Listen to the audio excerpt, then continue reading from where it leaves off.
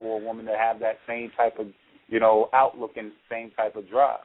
So men are taught that not only from, other men, from, verbal conversations, but also, from what's been shown on TV for ages. You know what I mean? And that goes far, far, far back. And it crosses so many different genres. So it's not just the hip-hop like everybody likes to give it credit for. Hip-hop ain't that old. But you can see that misogyny, going way back. What was Cary Grant's big claim to fame? What was 007's big claim to fame? All of these people who are supposed to be these stars or the example of what true manhood is about, those were the things that they was doing. Right. Okay. All right, we're going to stop for a minute. We've got a caller. I don't know if hi, caller, but anyway, we're going to try to connect you, and let's hope this works. Hi, welcome to Inspirit Talkradio. You're on the air. You can hear me? Yes. Hello. Hi, yes, we can. Hey, how you doing? I was just checking out, listening to the conversation. I think, and just to piggyback on what you guys were talking about initially, first started, I think it's all about society and the way people view and take on society, and they just forget, or they just totally forget and don't have any clue about how they're supposed to act as a human being. It's all about what you see on TV, what you see in the media, or what the perceived pattern is. Because again, as far as pet peeves with like women, I mean, you know what? It's 50-50.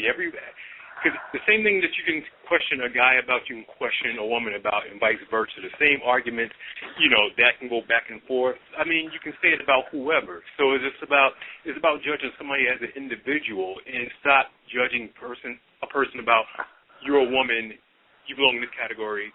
You're a man, you belong in this category. I mean, we've been going through this pattern for I don't know how long, arguing about the same things, and it just seems like it comes off almost like as a preschool mentality, where it's like, okay, I'm not acquiescing to what you're arguing about, and vice versa. It's like you got to judge people as individuals as opposed to as a whole, just based upon society. I mean, the only difference between a man and a woman, quite honestly, and the things that we need is the way you procreate, and that's the only difference there is. Ooh, wow. Okay.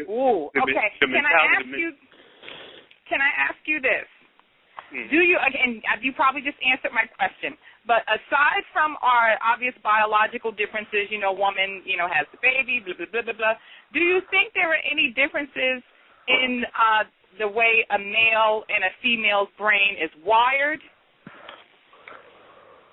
Do you think there are any physiological differences between men and women? Physiological, yes. Psychological, again, is all about what you are wired and what you're gearing yourself into society. I mean, how many times are we getting to watch, like, these commercials with, like, the female basketball star or whatever saying that I can play basketball, but yet I'm a woman. It's like, yeah, I can look at you and see that you're a woman. That's obvious. Just be a person who likes to play basketball. It doesn't have to be a versus mentality. Just do what you're good at, and once that's accepted and once you put that out there, it's like, who cares? You're this great individual doing this particular thing. I know that you're a woman. I know you're going to handle things differently. Your body goes through these different changes when you're pregnant or whatever. And it takes two to tango, man and a female, to have a baby. Basically, like I said, that's the only difference that's there. I mean, people talk about, well, a woman needs a strong person. Well, you know what? I've seen plenty of strong women take care of, like, kids on their own, and I've seen a lot of nurturing fathers take care of kids on their own. Is it the best situation? I don't know. You got to ask that individual. Ask the kid who's coming up under that person.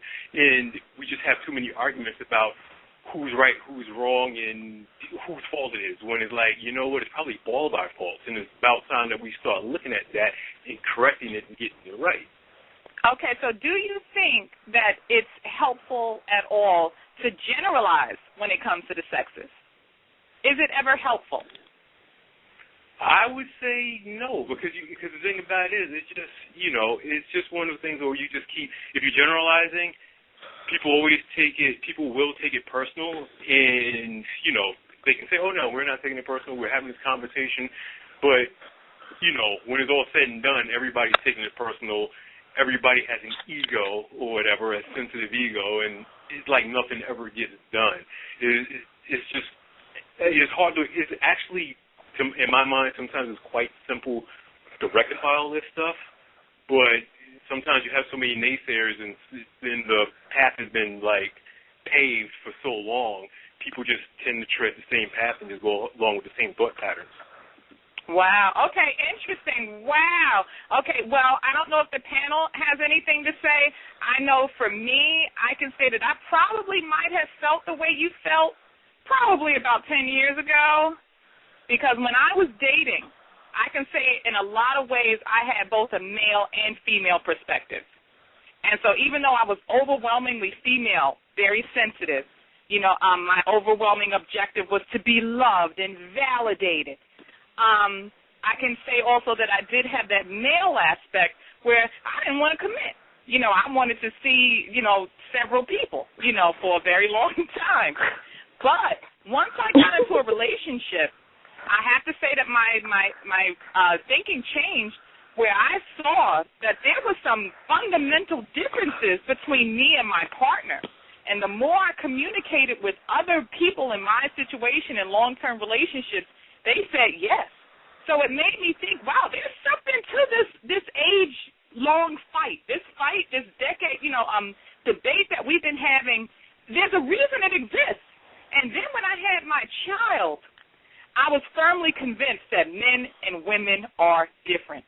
And but you know what? For me, it was extremely helpful to recognize that, and it was extremely helpful in my personal life and in my relationship.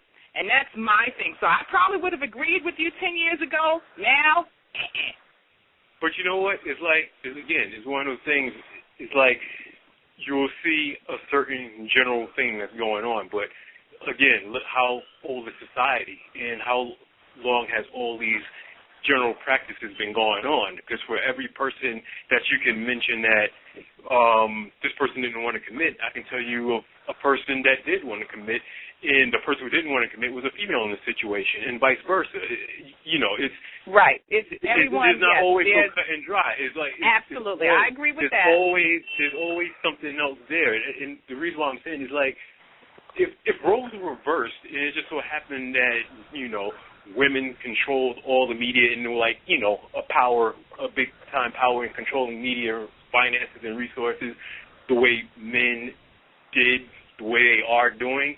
And, you would prop up a certain woman or whatever, dating 50 guys or whatever. I mean, it's the same thing. It's all about what's been instilled in people throughout the years. There's nothing different. I mean, people are picking up bad habits by watching some of these shows that's on TV nowadays.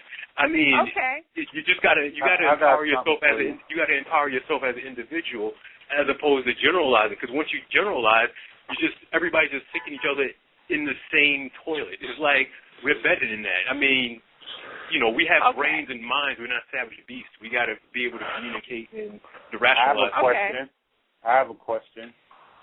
So for me? What if it is, to you and whoever else wants to. What's your name? This is Eric. What's going on, Eric? Hey, what's going on? What if it is that the fact that we're not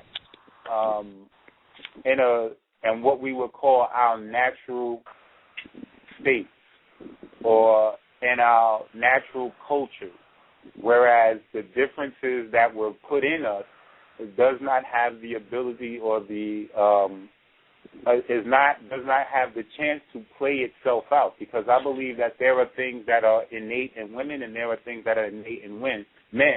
So that certain situations, when those situations arise, then those qualities, which is why you bring the two together, male and female, not just for procreation, that's a part of it, but we all have our roles and our things that we do. Some we do better. And it's not to say that just because we have roles, that doesn't mean that someone else can't do the role, male or female. It's just that there are qualities and things in us that make it better suitable for us to do those things. I would agree with that, too. There's quality in women that makes them better suited to do those things. So I believe there are